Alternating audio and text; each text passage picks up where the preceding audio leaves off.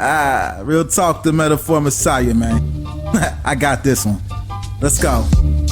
You ever seen the morning star? Mr. Metaphor Messiah, back to show you who we are. I represent a legacy, a pothead like the 70s. A different kind of mind, they say we only speak in melodies. Legend in the game, I think I found a solution. Got a crazy kind of flow, I need a verbal institution. What's going on, everyone? Welcome back to the channel. It's your boy Dead on Dave, and I'm coming at you for a very special wrestling reportedly. We're going to do a whole bunch of wrestling news stories that we may have missed throughout the week. So buckle in, strap it on, because it's time to go. We're going to hit you hard, we're going to hit you fast, and we're going to get you out of here, all right? We're going to start with Wrestle Kingdom 11, the thing that everybody is talking about. Well, they're really talking about one match, so let's just talk about that. And of course, that match that I'm referring to is what some people are already calling possibly the greatest wrestling match to ever take place. Okada versus Omega. Now look, this match was absolutely incredible. There's no question about that. And I don't think that there is an extreme level of hype surrounded by this match. So now here's what I recommend. Anybody who is automatically getting angry at people stating the fact that this might be the greatest wrestling match ever caught on television, you might want to go watch it, because even a guy like me, who may not always be talking about New Japan, but certainly does watch it, I gotta be honest, it's in the conversation. It is an absolute epic in almost every context of the word.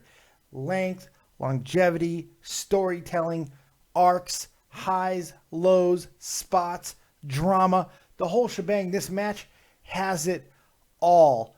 Does that mean I'm necessarily convinced that Omega can get past his occasional over cheesiness to be one of the top guys in the world? No. But I'll tell you, matches like this certainly does make me come around to a lot of other people's way of thinking when it comes to Kenny Omega. And by the way, if you don't already believe that Okada is one of the top stars in the world, check your pulse, because you might be dead. What else do we got going on? Well, next up, we got ourselves a little story update on Impact Wrestling. Strike that. It's a brand new company now, as Anthem Sports is officially in charge of the whole shebang-a-bang, and they have formed Anthem Wrestling Exhibitions LLC. It acquires controlling interest of Impact Wrestling. However, Dixie Carter will remain a minority shareholder, but reportedly will have no power. This all seems to be very good news coming out for Impact TNA wrestling fans. This should be a great thing. They also announced that Impact Wrestling is going to be available on Hulu as well. Big stuff for them in the right direction. Maybe we'll see return to prominence of TNA. Hopefully this whole thing is not just going to be a financial band-aid. But the opening signs are certainly promising. What else do we have? Next up, we go into the continuous life of Brock Lesnar's, seems to be weekly punishments. Everybody in the world of MMA and athletic competition is punishing Brock Lesnar. And now USADA has also got involved. The Nevada Athletic Commission has already handed down their punishment, but now USADA has also given Brock Lesnar the exact same 1-year suspension for his use of banned substances ahead of his fight with Mark Hunt, not the brother of Mike Hunt, Mark Hunt, at UFC 200. For those of you who don't know, Brock Lesnar tested positive for clomiphene, which is a prohibited substance in the category of hormone and metabolic modulators.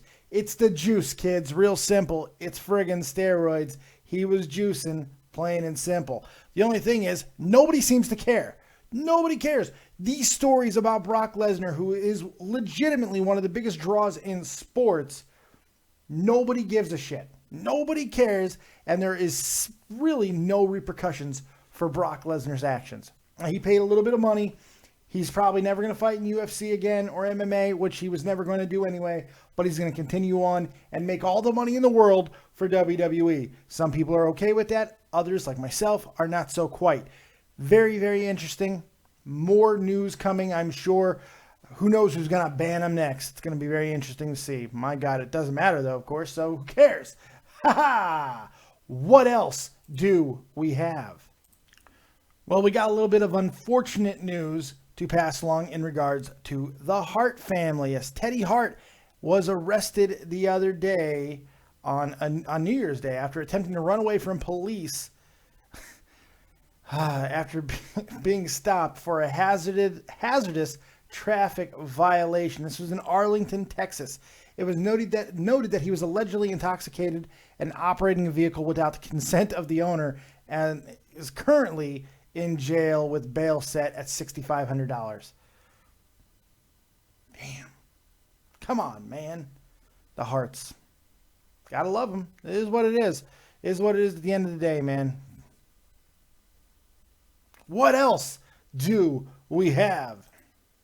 Well, we got one final story, and I'm actually going to drop the shtick for a moment, because if you didn't notice, I was being extra douchey for this entire episode. I'm going to drop the shtick for a moment, because I'm actually getting a little bit concerned about this man right here, Alberto Del Rio. For those of you who don't know, it's been an interesting past year or so for Alberto. His return to WWE didn't go as highly as he, or maybe some, I don't know why, would have expected it to go. And his relationship with Paige has been awkward, at least from the outside looking in at best.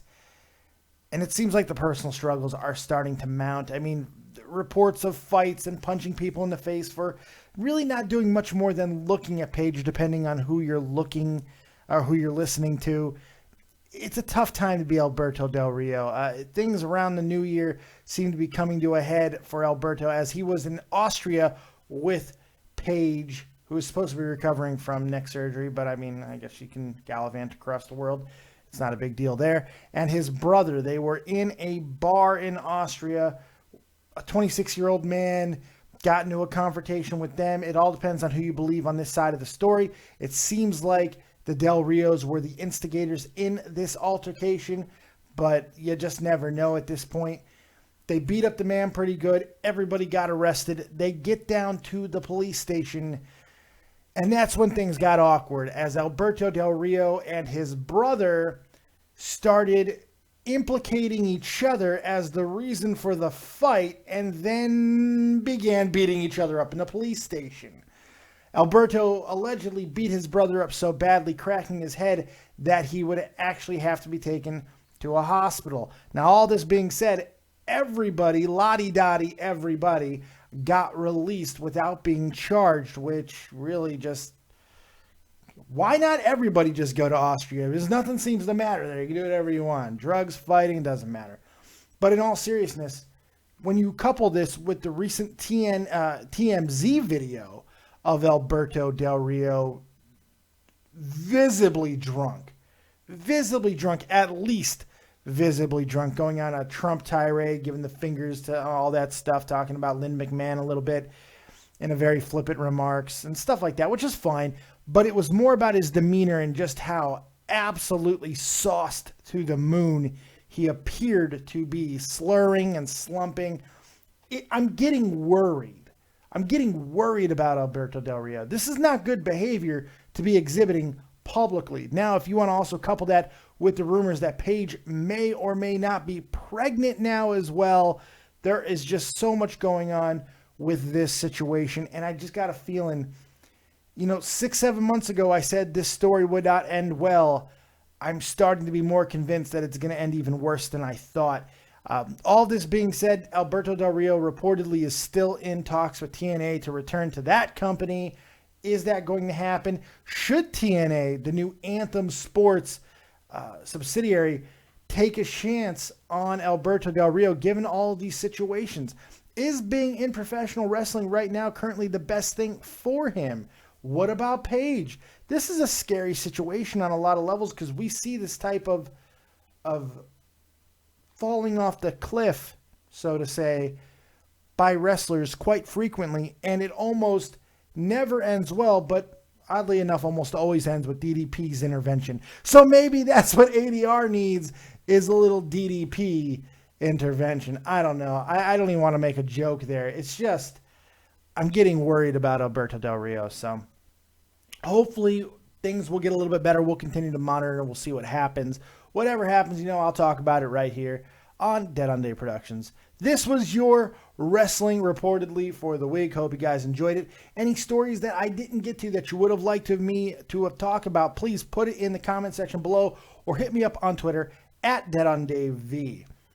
We'll be live a little bit later tonight for a Dead on Dave live viewer question, so make sure you're there for that. All you non-wrestling fans, that's the show for you. But wrestling fans, of course, are always welcome as well to ask questions. I just probably won't spend as much time on it because I give you all the loving that you could possibly need. So thank you guys very much for joining me right here on Dead on Dave Productions. Like, subscribe, and share.